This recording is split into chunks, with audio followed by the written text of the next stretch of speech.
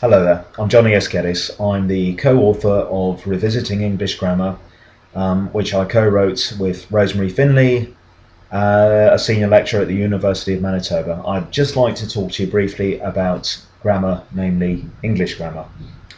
Well, first and foremost, what is grammar? Grammar is the set of rules, that's the framework that we require to be able to be understood. It empowers our messages. Life without grammar is an experience we've already known, or as a race memory, many thousands of years ago. Our ancestors had to make do with living in closed societies and very, very close dialects. Messages could still be imparted, but they could not be imparted very far from village to village. English is already a complex language. The good news is grammar is not complicated.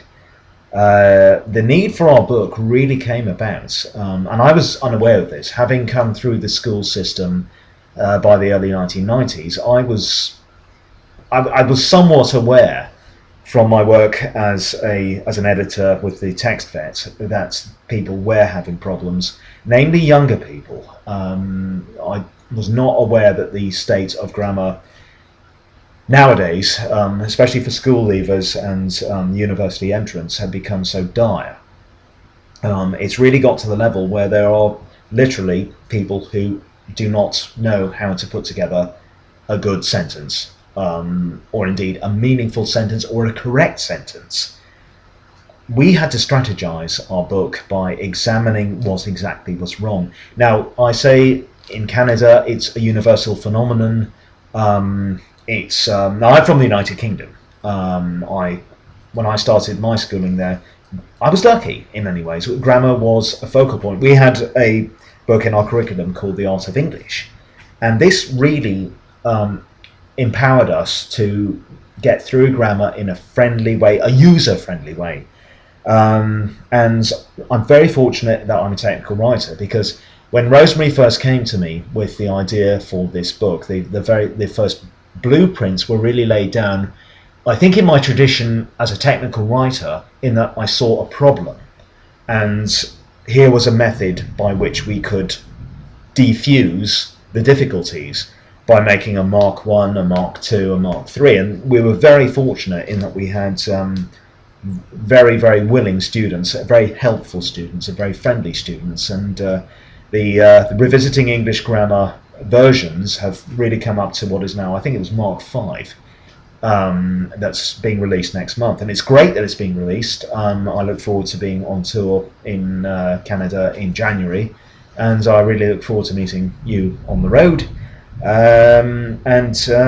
It's brilliant that we now are at a level where we can assist students to become acquainted with a friendly grammar. Many people, especially older people, now even in my most frustrated time with grammar, whereby in my earlier years, where I thought, well, should I do this or do that? Even I looked at grammar back then as being a dinosaur in a cave. I thought, oh dear, well, I suppose I better go and talk to the dragon then. It's funny how it works. But then I was one of the fortunate ones in that I got reacquainted with that dragon. Many people nowadays aren't even shown that dragon, and the thing of it is, it doesn't have to be a dragon. It's our friend. It's something we require. It's something that will help us. We can really change ourselves. It's not about changing English.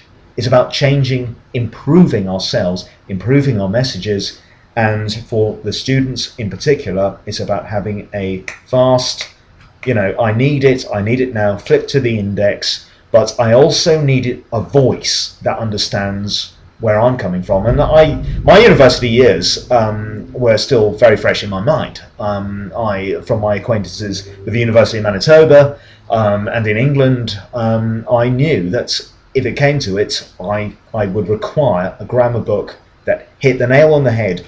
It's 1 o'clock in the morning, I'm slogging away at an essay. I need to grab something, I need to understand something, I need to get my mind around something. I don't want a lot of text cramming me in with these dry, dusty rules, because they don't have to be dry and dusty. It's about really connecting in a living way, in an organic way. So taking a framework that is inorganic and connecting it to the organic mind. Thank you very much. We hope to see you on tour.